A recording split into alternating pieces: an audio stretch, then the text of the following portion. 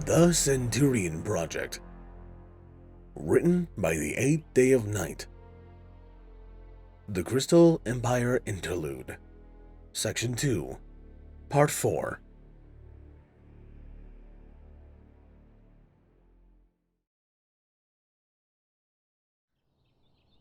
Elias kept a hard scowl on his face as the photographer arranged the Legion to Bookbinder's specifications.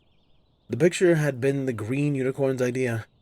It had taken some convincing, but he had eventually agreed to it, on the condition that she took the lion's share of the work, and that it took place on the Legion's one-light day. Bookbinder took to the extra work with enthusiasm, and no small amount of secrecy. The Legionnaires didn't even think it was happening until the morning of, with some still distrustful of their schedules, until they had seen the massive bleachers that the photographer had erected. Once in the sight of the bleachers, Bookbinder had announced the afternoon's itinerary. First, the Legionaries would take a series of pictures at her direction. Then, they would have the option to stay in Ponyville for a day off, or take the train back to Camelot for the same. She gave out a warning not to party too hard or stay out too long, as the next day would hold the same training as usual. Still, after the photos were taken, the day was theirs. They had earned it. Elias squinted against the bright sunlight as Bookbinder trotted up to him with a slight smile. "All right, General. We're all set. If you will follow me, we are at the bottom center." Elias gave her a silent nod and followed the unicorn as she led him into their position. Night flash danced on the tips of his hooves as they approached, and he positively beamed as Elias fell in beside him.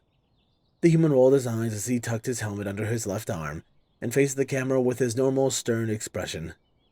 Bookbinder took a few steps back, then smiled and nodded. "Everything looks great." Addressing the Legionary, she said, "All right, everyone. Serious one first. No smiles or I'll make you run back to Camelot with a timberwolf tied to your tail." Elias heard small shifts and shuffles behind him, but they all quickly fell silent. Once they had, Bookbinder smiled again and looked back to the photographer. "We're all ready when you are." The pony behind the camera waved a hoof in a thumbs-up gesture and smiled, ducking behind the camera. Bookbinder's smile dropped, and Elias watched both her and Night Flash puff out their chests slightly, making themselves look taller. His eyes flicked up when the photographer raised a hoof and began cutting down as if she had fingers. 3, 2, 1. The camera went out with a bright flash, and after a moment of blinking, Bookbinder darted forward. She and the photographer checked the photograph as it came out, and a grin spread on Bookbinder's face. "That one came out great, everyone," she shouted. "Just stay in place for a moment." Whispering something to the photographer, Bookbinder glanced at Elias with a grin, provoking a frown from the man. The unicorn trotted up, her tail swinging happily. "So, General, since we have a camera all set up and ready, and since the photo package I paid for has the minimum of 2 photo requirement..." Elias sighed and shook his head. You want a funny one." It was a statement of the obvious, made even more so when Bookbinder bobbed her head. "Just a quick one, and one without armor, so we can make it easier for everyone to find themselves in the pictures." Elias sighed again and pinched the bridge of his nose. Fine. Just get it done quick. And make sure they know what happens if they lose or damage their armor. Bookbinder squealed loudly and bounced onto the air, her mouth beginning to open, no doubt to spill out more joy, but Elias raised a hand to stop her. "And I decide what we're doing for the funny picture." Bookbinder stopped her bouncing to tilt her head. "Planned ahead for this, did you, General?" She giggled and shrugged, then bounced again. "Who cares? We still get to take one." She looked to the stand of the Legionaries. "Funny picture first, everyone." A cheer went up among the Legion, and Bookbinder trotted back into Elias with a grin on her face. "Now, what did you have in mind?" She heaved as Elias scooped her up. Night Flash was grabbed next, and with both ponies tucked under his arms, Elias located Snowball, Grey Granite, and Scarlet Shield, telling them to balance on his shoulders and back. Snowball lifted away his helmet first, then his bug-like buzzard as he alighted on the center of Elias's back.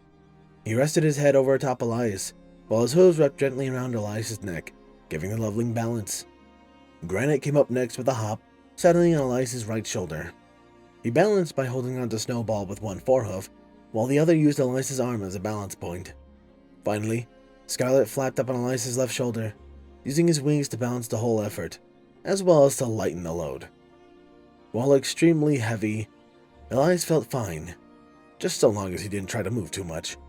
He looked at the camera with a slight smile, and the photographer began to count down again. Every pony say cheese. 3, 2, 1. Cheese! The ponies behind him bellowed. Though the photographer jumped at the sudden volume of the shout, the camera went off without a hitch. The legionaries let out another cheer, and Elias set down his heavy prizes. Brandon and Scarlet both hopped down while Bookbinder crossed her hooves and fake pouted. Now I look silly, she grumbled. Elias winked at her and grinned as Snowball hopped off his back. It's under the arms or no picture. Your choice, Auditor. She stuck her tongue out at him. You're just lucky I'm getting copies for my scrapbook, General. And I'm about to get back at you like you wouldn't believe. Alice cocked an eyebrow at her. What was that? The unicorn smiled sweetly. Nothing at all, General. She turned to the legionaries and shouted again. All right, everyone. Last picture. Make sure to organize your equipment by cohort. The legion traveled down the bleachers quickly, moving off to the side, away from everyone else. Elias carefully took off his armor, including the sword belt, and set it to the pile, making sure that each piece was in pristine emplacement. He also ensured that nothing was at immediate risk of dirtying the armor. No sense in giving himself more work. Elias got to his feet and turned around to find everyone already back in position and waiting for him. A few chuckled, and all the ponies smiled as a light blush of embarrassment rose to his face. Night Flash and Bookbinder said nothing as Elias moved back to his spot, falling in between them. Though he did notice an odd waggle in the former's hips. He ignored it as a slight twitch and looked at the camera with a half smile. A smile that dropped when he noticed a mischievous look on the photographer's face. All right, everybody. 3, 2. The camera flashed on too. Then Bookbinder shouted, Hug the General! She pounced on his side, then Night Flash tackled him from the opposite. Then a tidal wave of thousands of ponies came crashing down on his back, burying him in a tall pile of fuzzy, laughing ponies. Elias grunted as he hit the dirt, but he found that as the ponies pressed in, they could breathe with relative comfort. Moving, however, was a different story.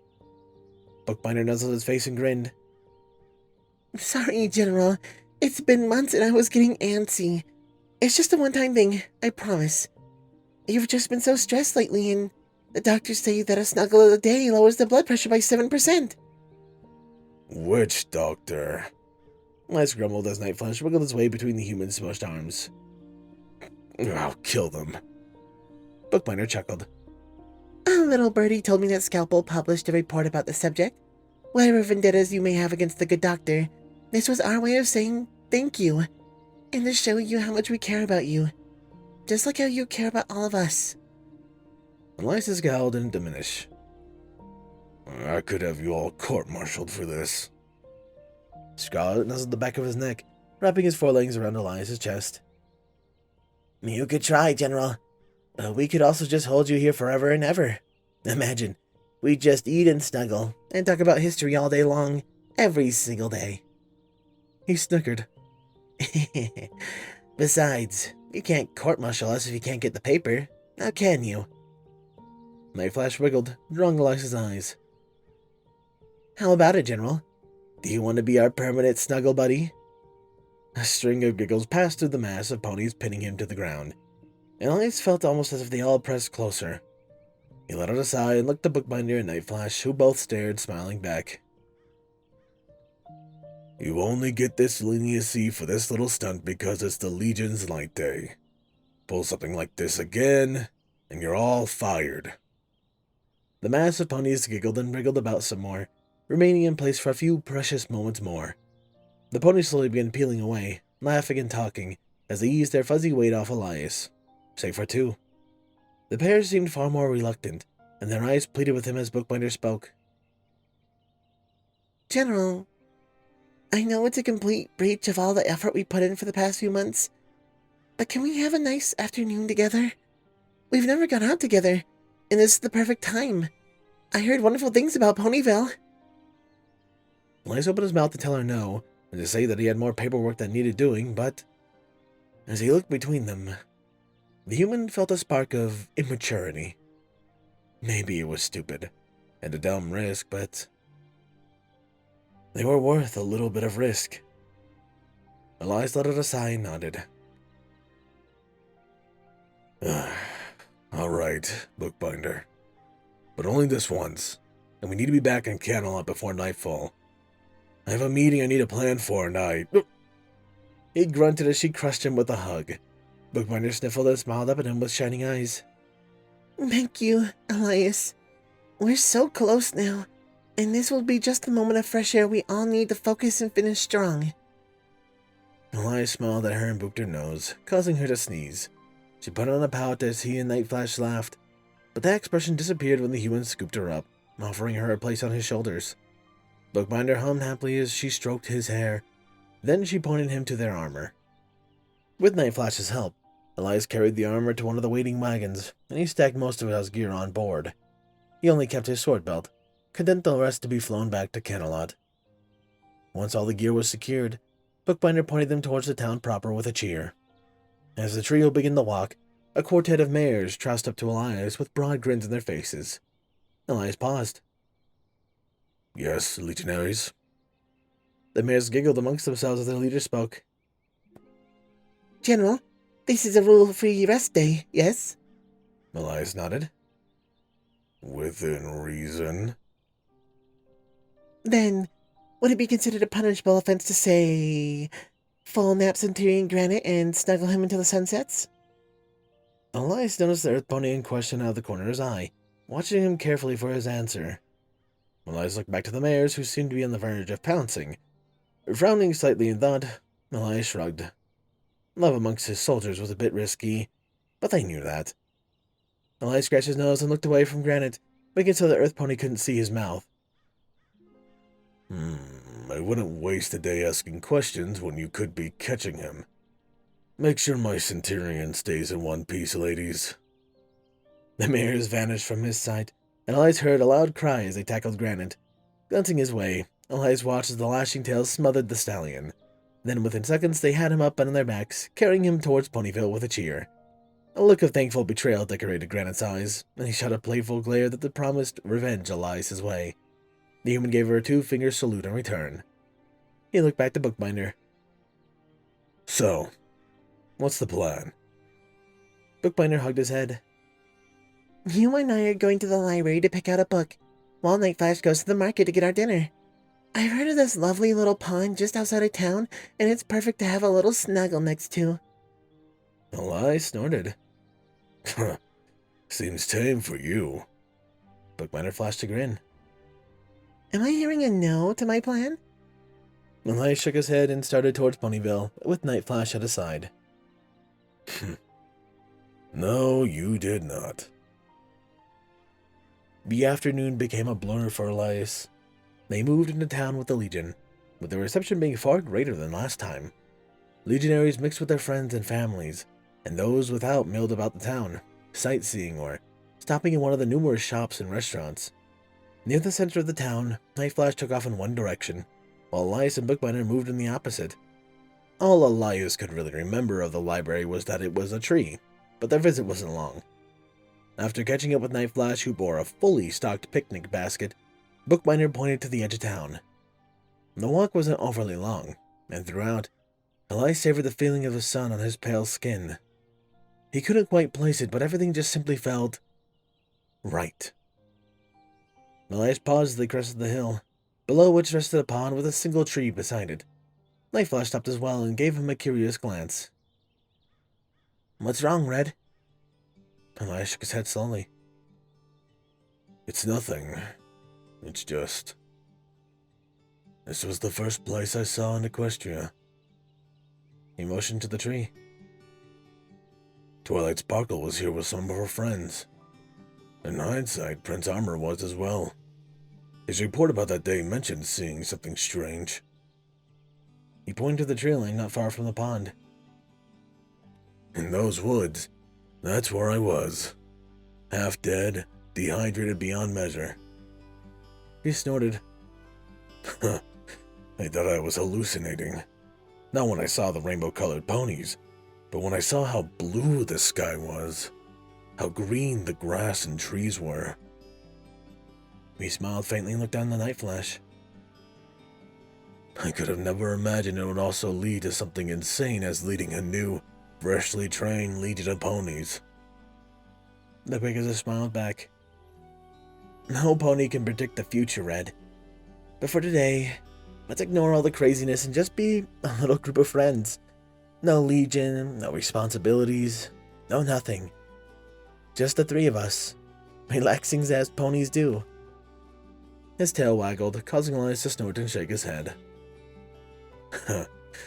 Ponies are too clingy, always wanting to hug and snuggle. Bookbinder chuckled and hopped off his shoulders. Using her magic, she spread out the picnic blanket to begin laying out the food. It's our charm, Elias. Besides, I seem to remember a certain sun pony staying in the cuddle pod for longer than he was supposed to. Elias gave her a false glare as he took a seat before a plate of turkey. That was the result of days of brutal torture at the tufts of my pony wardens. I was a prisoner. Bookbinder rolled her eyes. Indeed, you truly were suffering a terrible sentence. Surrounded by all your friends, warm and comfortable, well-fed, not to mention... Her muzzle curled as a piece of bread thumped into her. Her eyes took a vengeful gleam and she grinned at Elias. Fine. Wanna play that way? Night Flash, get him. Elias stood no chance as the Pegasus rammed into his side and had been trying to snuggle his face.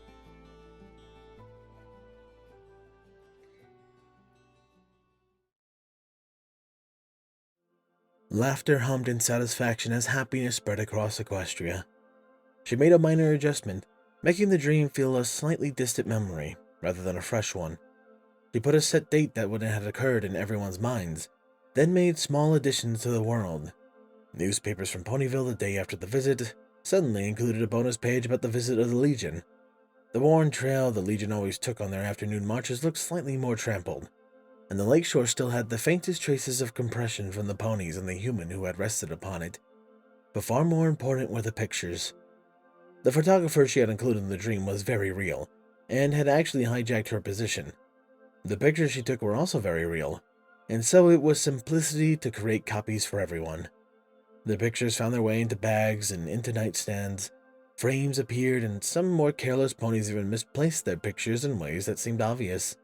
No doubt laughs would be had when the images were found again. The most important members were in the infirmary.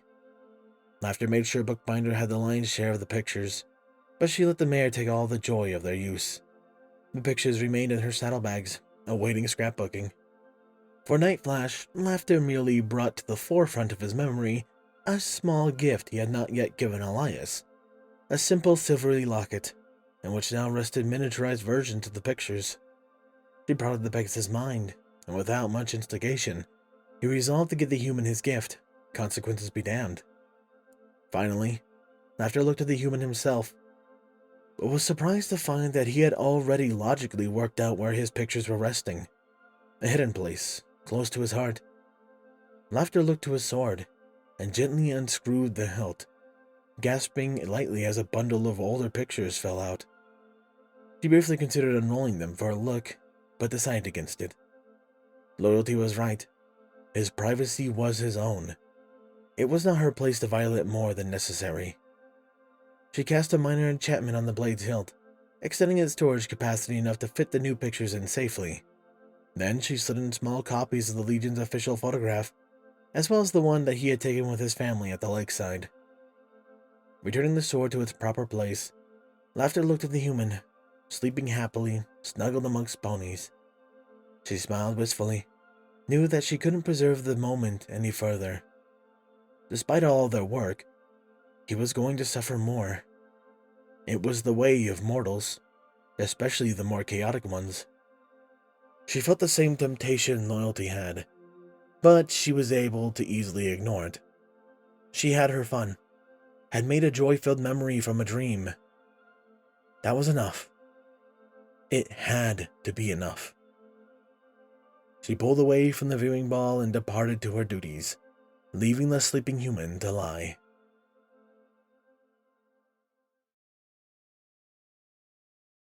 Elias woke with a wide yawn. His mind felt fuzzy, but he felt alive, so that was a good sign. Not wanting to open his eyes just yet, he blindly felt about for the fuzzy bodies he knew had been resting against him. Unfortunately, the spots they had occupied were empty, and somewhat cold, a sign that they had been gone for some time. Elias let out a small sigh and reached a hand up to his eyes, scraping away the crust that had formed. He felt a slight pull as he moved his arm. No doubt the IV lines jabbed into his veins. A sign that he had been injured, thrown to his deathbed yet again. For some reason, however, he couldn't quite remember how. Elias blinked the remaining crust from his eyes and opened them to find Bookbinder sleeping in a chair opposite of his bed, a book hugged tightly in her hooves. She snored softly in her sleep, provoking a small smile on his face.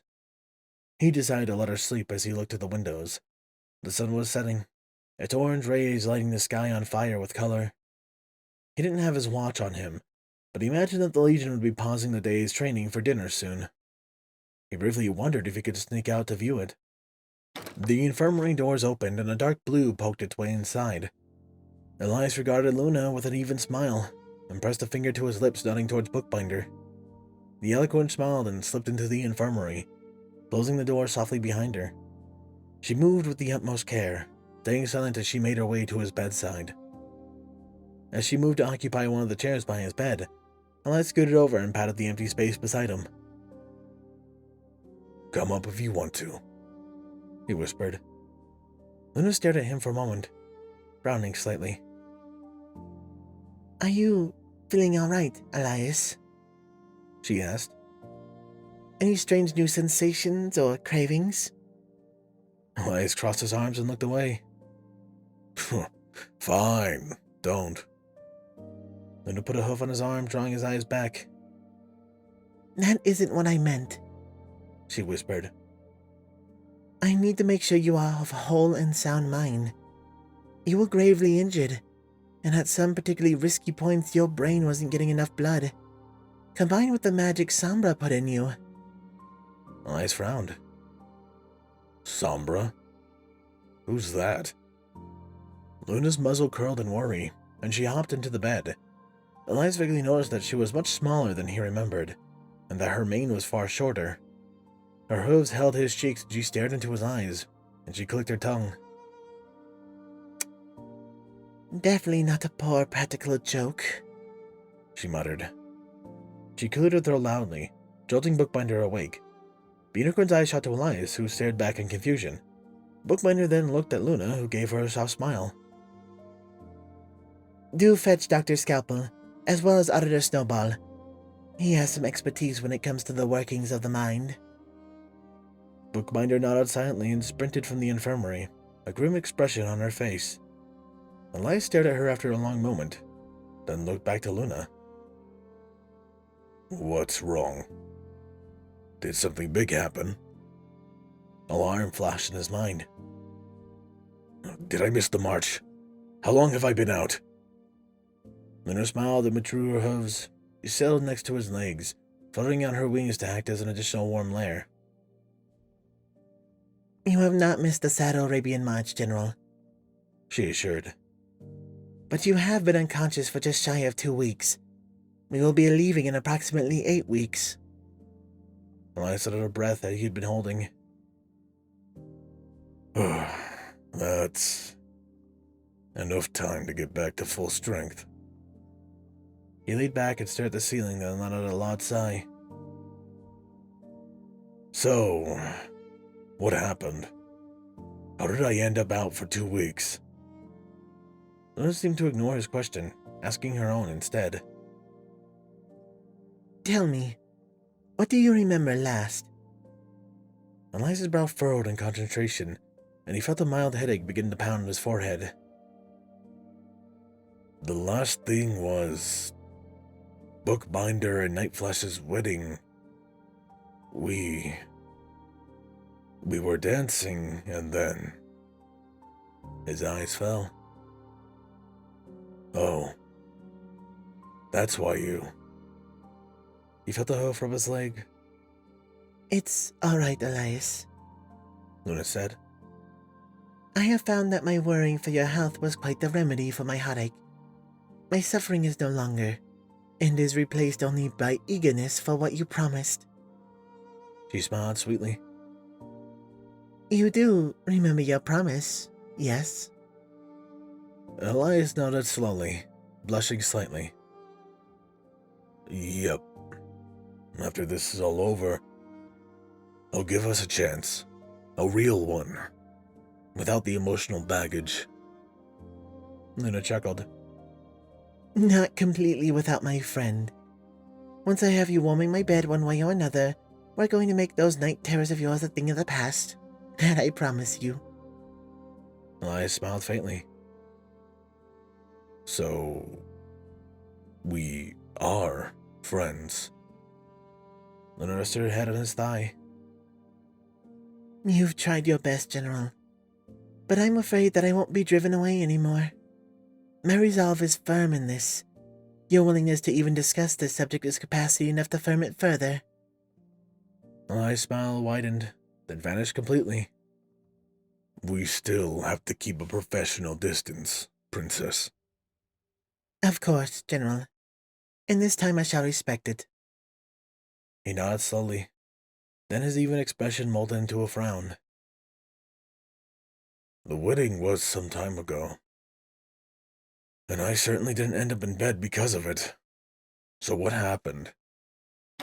The infirmary doors opened, revealing Bookbinder, Steel Scalpel, and Snowball. As they trotted over, Luna spoke. Now that the experts are here, we are going to try to see how much of your memory you have. You were very badly injured, Elias, and as such, the memories you have lost may be permanent. She looked to Scalpel, who hopped into the bed. Unicorn shined a light on Elias's good eye first and then his bad one, frowning as he let out a dissatisfied hum and sat back. I don't believe there's been any physical damage to his skull. As much as I wish this was something as easy to fix, I can't imagine losing that much blood was healthy. What was your last concrete memory? Snowball popped up to Elias's other side, and he settled next to the human, his horn charging with magic. Elias regarded him with a suspicious frown. The loveling regarded him with a smile. I'm just gonna do a little surface melding with you, Elias, to absorb any pain, and to encourage your brain along. Answer Dr. Scalpel's question. Elias felt a strange prickling in the back of his head, then felt as if Snowball was suddenly much closer. His bad eye twitched, but he almost immediately felt calmer as the loveling let out a happy sigh. You have such a pretty mind, Elias, he mumbled. Too bad you didn't appear in the corner of our world. The things we could have done, the love you could have made. He nudged Elias's leg, prodding the human to answer Scalpel's question. Doing his best to ignore the sensation of someone sharing his head, he looked at the unicorn. The last thing I remember clearly is the wedding when Luna and I separated. His eyes flicked to the alicorn for a moment. Though, for what it's worth, that appears to be behind us. Scalpel smiled faintly. At least there is some good news to be had. He sat in an upright position, holding Elias's eyes with his own. Now, I'm going to tell you all the events I know about, and you're going to tell me if they sound familiar, or if anything comes back. Alright?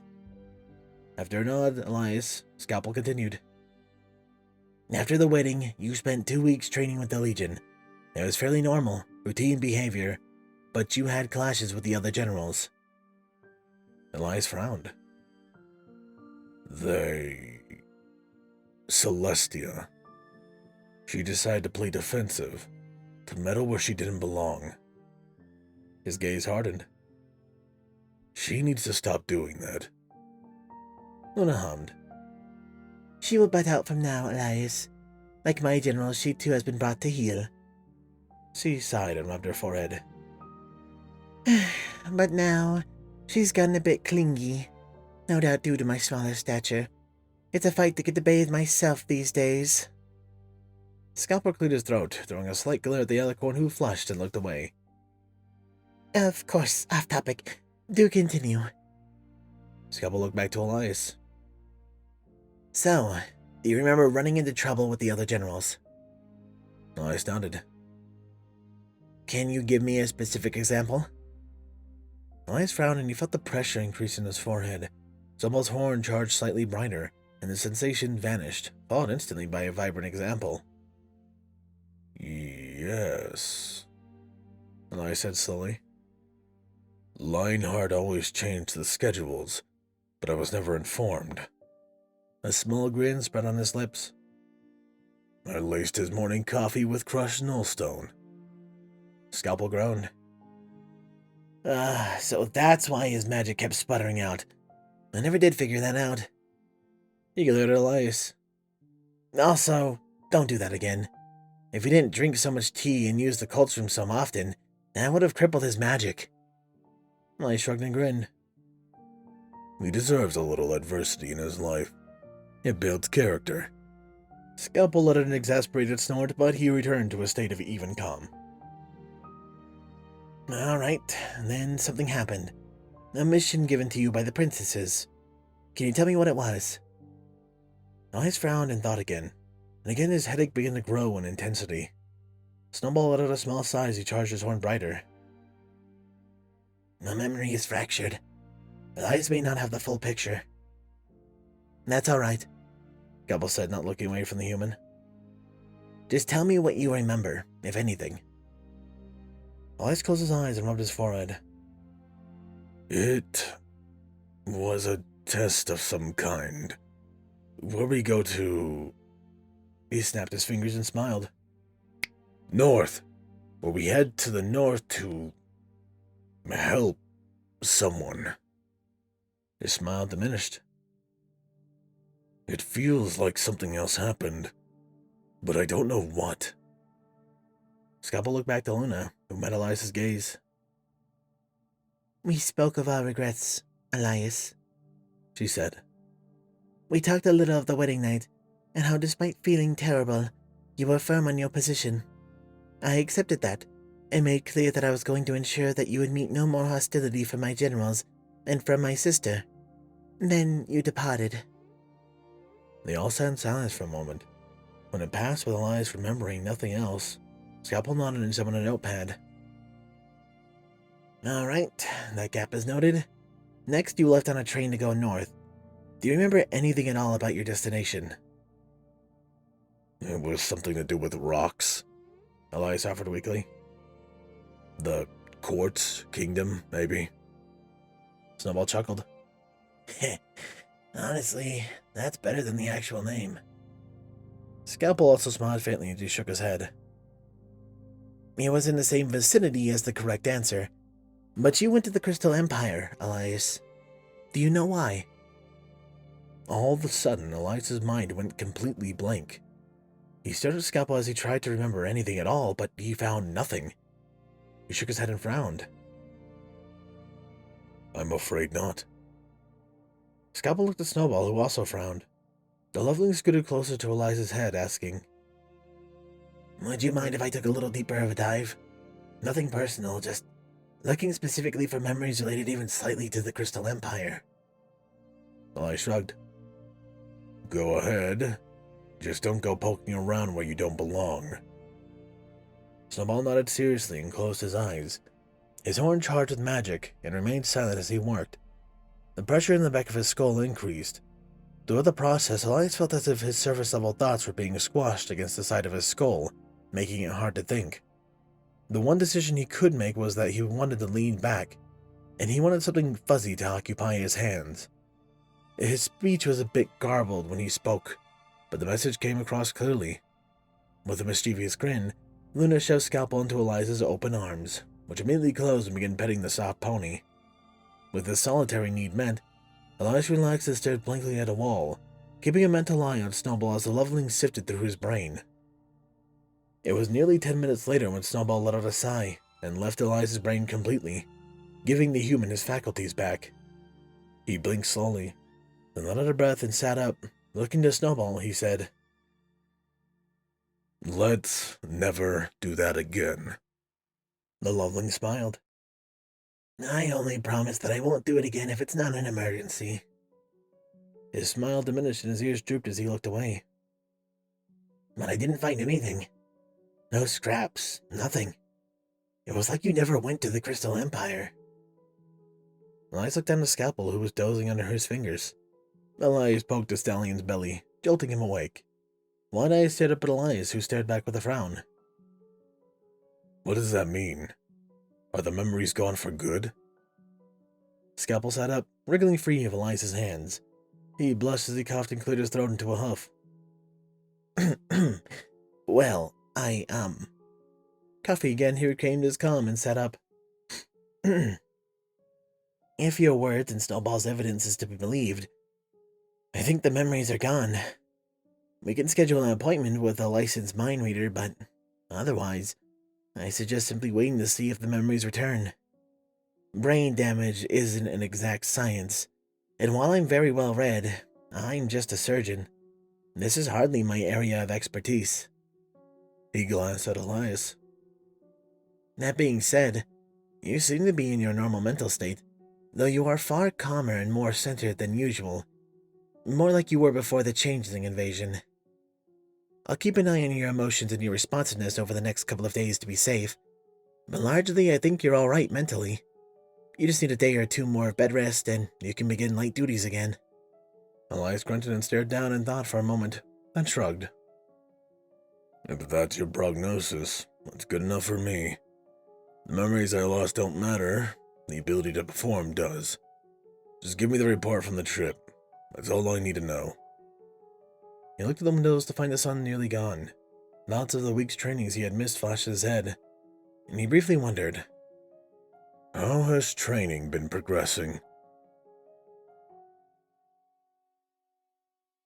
Night Flash cracked open the infirmary door and stuck his head inside. Bookbinder had told him that Red had finally woken up, and while there was some memory loss, she also told him that the human was mostly okay. He still needed to rest and get a few more healing treatments, but ultimately, he would be okay. Sniffing the air and flicking his ear carefully, Night Flash was able to figure out that not only was Red asleep, but he was alone. He knew that Bookbinder had gone up to their room to clean up and prepare for the next day's training, but he briefly wondered where Snowball had run off to. As Night Flash slipped into the infirmary, he theorized, coming up with an idea he liked rather quickly. Snowball was likely off gathering love from somebody else while Red gathered his strength. That was probably it. Like a ghost, Night Flash managed to reach Red's bed silently, and he carefully poked his muzzle above the mattress, staring intently at the human's sleeping face. He looked happier than normal, though his lips would occasionally curl in discomfort. His arms were empty, and Night Flash could tell at a glance that the human was cold. Little bumps covered his pale arms, and the occasional shiver would run down Red's body. Night Flash grinned and fluttered his wings. Perfect. With a silent hop, Night Flash let his wings soften his fall, going so far as to make sure the mattress didn't bow under his weight. Then, with great care, Night Flash crept up to Red's chest and settled in, lying on his back in the crook of Red's arms. A wing extended, offering warmth to his human, and he sighed happily as he closed his eyes to let sleep take him. He felt an arm wrap around his barrel, hugging him tightly, and he began to drift away, only for his blood to run cold as Red spoke. I knew it. With the human's arms around him, Night Flash knew he was finished. Red knew he had been sneaking cuddles in while he was out, and now it all fell apart. He screwed his eyes tighter and did his best not to tear up as nasty thoughts rippled through his mind. He felt another arm around him, and he felt his body shift as Red dragged him onto his chest. Night Flash cracked open a teary eye to find the human smiling at him, his teeth shining in the dark. Night Flash rubbed his eyes and stared hard at Red, looking for any trace of anger. You're not mad? Red chuckled and scratched Night Flash's ears, drawing a purr from the Pegasus. No, I'm not mad. I spent the day reading reports for Centurion, and all accounts tell me that you've been keeping my legion to standard. You've been going so far as to drill them harder just so I wouldn't be disappointed. He sighed and stroked Night Flash's back. You missed the point of why I push everyone so hard. But as long as it's done the right way, the reason doesn't really matter. Red let out a chuckle. Besides, technically speaking, you're the General of Legion 1 Equus. That means you can implement any policies you like during your free time, just so long as the quality of training doesn't diminish. Nightflash's ear twitched. Policies such as midnight cuddles for relaxation? Red rolled his eyes and sighed again, this time in exasperation. Yes, Nightflash. The Pegasus perked up. And dragging you home to your new bed? Red frowned at him. Don't push your luck. I'm still officially General, and our agreement still stands. Nightflash shrank. Sorry. His tail lashed back and forth with nervousness, but when Red didn't push him away, he began to relax. An idea flashed in his mind, and he figured that if there was any time to ask, now would be it. Clearing his throat, Nightflash sat up slightly. Red regarded him with a tired look. Yes? Nightflash withdrew a small box from beneath his wing and offered to the human. I know we kind of overshot the day, but happy birthday, Red.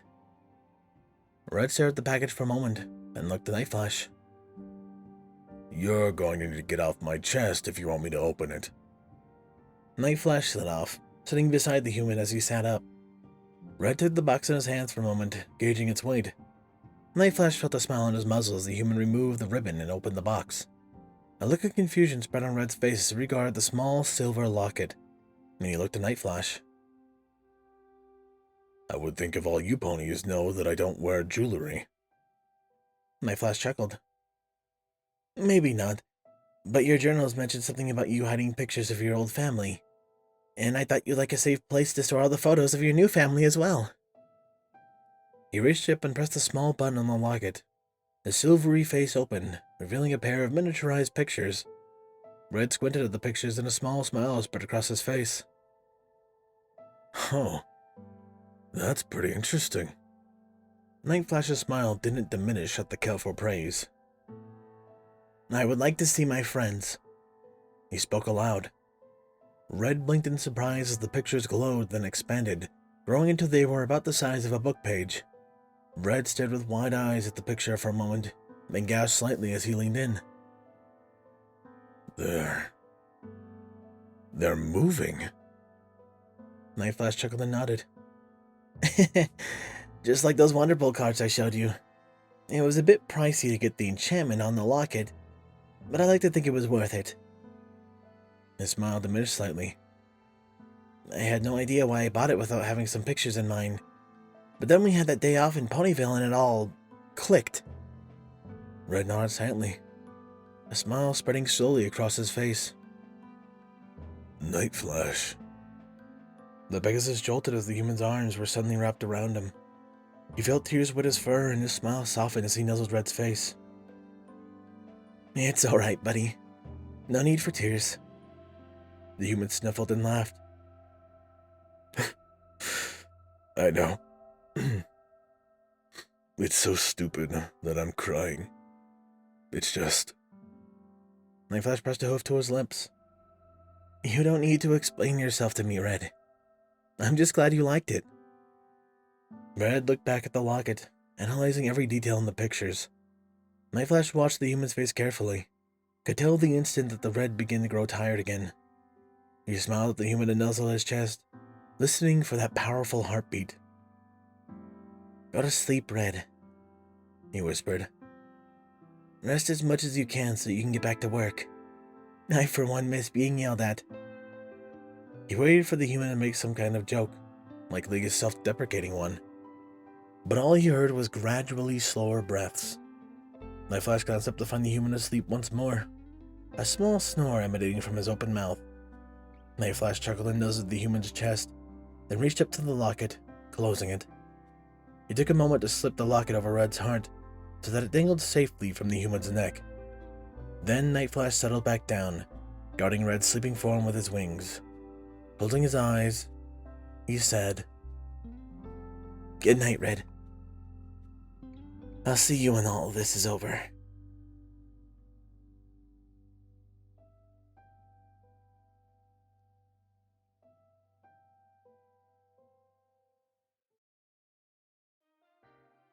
And that brings us to the end of the Crystal Empire Interlude. That whole section. Man, the march is coming up quick. The very thing that we've been building this entire fic for. It's crazy to think we're almost that close. It's only taken us, what, 2.5 years or something like that? Time flies when you're having fun. I hope you guys agree. A little heart to heart, I really do enjoy doing these.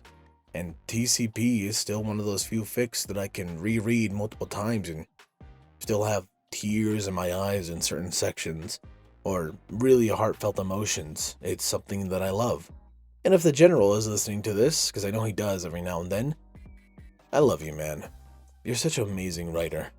And I can't wait to get to the rest of the wonderful section that is the March. Oh man, we still have a long way on this ride, guys, and it only gets crazier from here. That aside, however, who else I hope are going to be staying for this long ride are my wonderful Patreons. Thank you, my tier 1s. Ponyville Entertainment, Mercurial, Lord High, Jason, Hyperlink, Chase the Master, Balance Kindness, Redeemer Dark, Angel, Booth, Lost Nebula, Night and Games, Forbidden More to Dream, This Portal, Steve, and Shadow Angel. My tier 2s, Captain Blue Shadow, Chaos, The Animated Ghost, DJMax 2000, Elm, The Wolf, H1, Wolf King, Patel 20, Mr. Crazy Deacon, Solar Comet, 2 the Troll Trooper, Volio Cod, G-Man 121 Garza, Saint, Gonk, Mackenzie, McCullough, Nocturne, Papa Lennon, Cloud Zaza, Souls, Eclipse, Sword Brother, Moted, Artie, Bryant, Rihanny, Dragon Wolf, Steel, Spark, Sticks, Nobody, Andrew Ingram, Rocky2522, and Weewoo. A big thank you to my previous Titan tiers, Dark Guardian, Danish Dash, Maverick, and User1842. And a large thank you to my current ones, Miss Eclipse and Silent Titan. I appreciate you guys' support so much, and it means a ton to me. That aside, however, this has been Firehearth. Have a wonderful day.